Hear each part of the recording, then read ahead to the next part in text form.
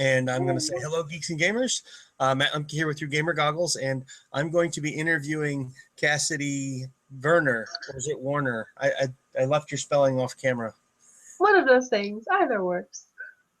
Either works. I like that. And we're actually going to talk about the biggest Kickstarter ever, the Titans of Gaming, which is a series. Well, it's a 3-year series, if it gets successful, of a total of 9 games, 3 games a year.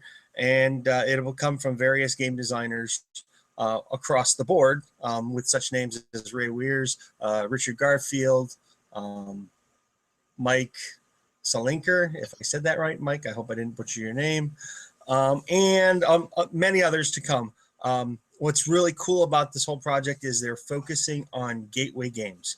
For those of you that aren't aware of what a gateway game is, it's a game that is designed to be simple and easy enough to play to catch the interest of somebody who may or may not be a gamer and get them to explore possibilities that they might not normally explore. Would you say that's accurate, Cassidy? Yes. Well done. Good. And I didn't even practice. So we're gonna go back and forth here a little bit, and I guess we're gonna start talking about the origins. Where did this the concept of the Titans of Gaming originally come from? Ray's crazy head. As I understand it, he called James Ernest one New Year's Day at 8:30 in the morning with this idea, and then spoke to James Ernest later that day after James Ernest was over his New Year's partying, and came out of that. So it came out of drunken madness. Yes. I would say that's accurate. Drunken madness sounds like a good rules system for a bad game. Or a band name. Something like that. So actually, this is fairly new project then. It started this year, or did it start earlier than that? Last year. So 2020, actually, the beginning of 2014. Yes. And there was a lot of legwork of deciding who we wanted to be on the team, getting them all together, having them sign agreements. So really the organization of this project going into it, there was a lot. So now that we've got all that squared away, it's just making games, which we know how to do. So. And there's 10 days left, right? Mm-hmm. And you only have $4,000 left to cover, roughly? I think the last I checked, not that I'm obsessively watching our Kickstarter or anything, is $3,200. Oh, yeah, that would make sense. I didn't look at all the numbers. I looked at 131 something before the interview. And what are the first 3 games that are projected? We have 3 games coming out the first year. One is by Zach and Jordan Wiseman. And that's kind of a resource management game. Right now it has a food theme, but our backers will be able to vote on the theme. We have one by Paul Peterson. It's a dice game, but using a dice mechanic that we haven't really seen before. And right now that's called Running with the Bulls. But again, our backers will be able to vote on that if they would like. And then one by Richard Garfield called Hive Mind, which is a really fun party game. Richard Garfield and a party game. Yes. The possibilities. It's quite fun. It sounds like it, and I think just about everything Richard's designed has been a pretty good success. Yeah, he does okay. Yeah, I would say so. And you know, I really like the fact that there's a father-son game in there. I haven't seen Richard or Zach since probably their WizKids days. And then in season 2, there will be 3 more games. What will those be? Season year 2. Yeah, year 2. I should know this off the top of my head. I don't. Let me check. Here we go. Oh, that's okay. Just one of them's fine, and we can talk about, you know, or who the designers in year 2. Okay, so the designers for year 2 are Eric Lang, Seth Johnson, and Mike Selinker.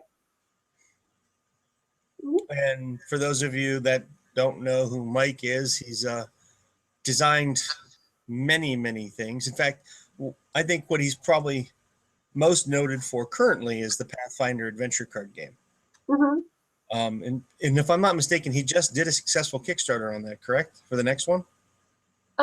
He did a Kickstarter for Apocrypha, which is also kind of an adventure style card game. Okay. That's where it was the Adventure Card Path picture with Apocrypha, and I thought Apocrypha was going to be some kind of weird expansion. Oh. Yeah, I didn't get to study that one. I've been busy the last couple of weeks, but I've played the adventure card game, and it's pretty good. It gives a nice role-playing feel. So if he was shooting for that same kind of environment with Apocrypha, he did well. Apocrypha. My poor Catholic roots just got butchered. And let's see. And then in season 3 or year 3, who are the developers? Mike Elliott, Rob Davio, and Mike Mulvihill. Oh, so are we moving away from the card/dice/tabletop games towards role-playing gateway games?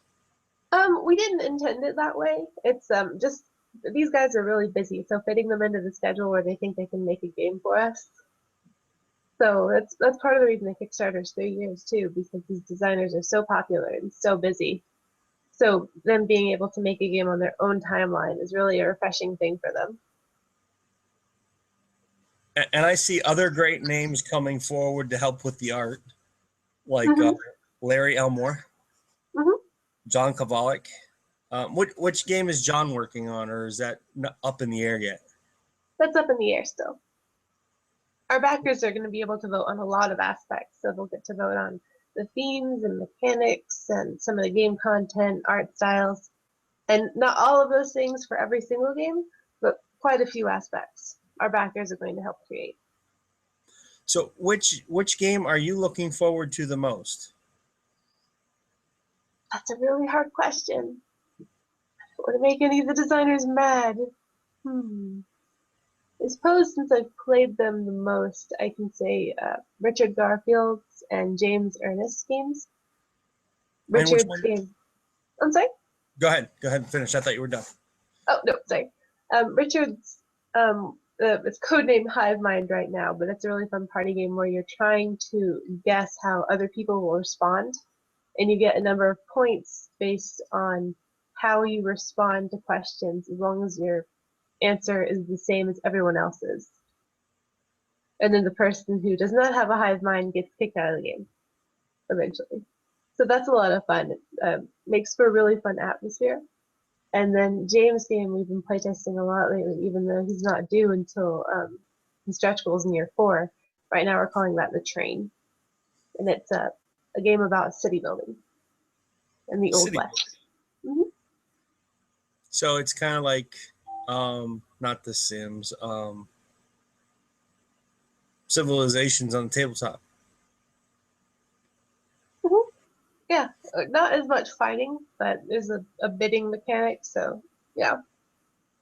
Oh, so it's more like the political side of building it, or not so much political. That might be the wrong term, but the flow of how a city grows. And we'll see how that one comes together. It's still in the very early stages of playtesting, so by the time he comes around to releasing it, it might be a totally different game. We'll see. Okay. And so far, what have some of the challenges been with bringing it all together, other than signing paperwork? So far, that's been the big one. It wasn't too hard to get all of them on board, just verbally. A lot of them were really excited. They either had a gateway game in the wings that they haven't found a good publisher for, or like Fantasy Flight is not really in the gateway game genre, for example. And some of them were just excited about being able to do a new style of game. Like, it's not every day Richard Garfield is challenged with designing a gateway game, for example. And I think there's a unique challenge in that because it has limited rules. So you have to make it really, really streamlined, but still create a fun experience. So, are any of these gateway games going to feature zombies? That would be up to our backers. Currently, no. But they were throwing out some themes, and I think at one point we decided to have a pirate dragon zombie wizard snail game. Wow. I'm still swallowing all that. Yeah, it was a lot. It was a lot. Hopefully our backers will back down from that a little bit. Let's see. Whatever Maybe. they want to. Don't do it. They won't. Um, so you're pretty close. There's only 10 days left. I would, my experience with Kickstarters, I'm pretty confident that it's going to make the full funding of goals, and then hopefully it'll start swinging into years 4 and 5. But one of the things that I noticed that you guys have planned is at Origins, there's going to be a Titans of Gaming game design series or seminar. That seminar will be held online for our backers at the Titan or Mount Olympus levels and higher. So some of the designers don't have just great game design credentials, but also teaching experience. So Jordan Wiseman, Mike Elliott, Rob Davio, James Ernest, and Mike Mulvihill will all be doing a 1-hour introduction to game design talk, and they're going to coordinate it to make sure that it's a cohesive seminar. Okay, so will this be a live type of thing, or are they going to get together and film it and then put it online, or? We're still working out the logistics. Again, it comes down to what our backers would prefer. We'll probably do a live session that's recorded for them to access later so they can take questions. Okay, that's pretty cool. I mean, I think that's going to go over well, actually. I mean, I know a lot of people who think they're game designers and want to learn more. You know, you are your own worst critic. So, Unless you're working with James Ernest, in which case James Ernest is your worst I'll remember that. critic. Note to self: don't work with James. Oh no, he's great. His feedback is really thorough. It's just a lot. A little He will too strip thorough. your game down. That's good. I think maybe.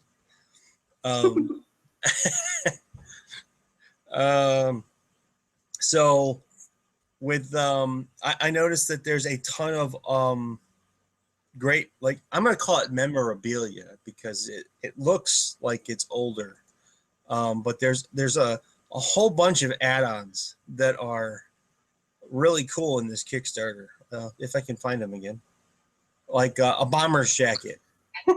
Yes. A bomber's jacket is really cool. I don't know where you guys found that thing, but it looks aged, so to speak. I'm glad that you like it. Ray, that was Ray's idea. Ray is really into bomber jackets, so when he put that up there, I was like, what? I don't think anyone's gonna like that, but I am so wrong because everyone loves it. So Well, you know, it is for a good cause, and if I had a much better job, I would be all over a few of those, actually. My whole family would have one. I think my one son would wear it all the time. And then you've got the dice and the pin and T-shirts. So if you're not interested in Gateway Games, guys, there's still plenty of things you can do to help out this project. And this project is one of those projects that will give to our community for a long, long time. and really, who doesn't need more dice? Yeah, well, dice are stocking stuffers. Yep. I just lost my train of thought. Where was I? Oh, the games will be available after the Kickstarter, correct? Well, Yes. after, they're all made and stuff like that. And they're going to cost roughly $16 a piece, if I read everything correctly. So the target retail price for the games is $30, but our backers are going to receive them at $16 each based on the Titan level. So that's $145 for 9 games. That's not so bad, No. especially with the price of games anymore. And that includes shipping, right? At the Titan level, that includes shipping for the US. And all stretch levels. Or Stretch levels, you have to add on a little bit more, depending on how many games you want. Um, Okay. But still, but $145 for 9 games is, yeah, it's nearly a 50% discount on yeah, the target retail price. that's pretty amazing. Now, where do you fit into this? I mean, I know you work at Calliope and you do the social media, but how else do you plug into this whole game project?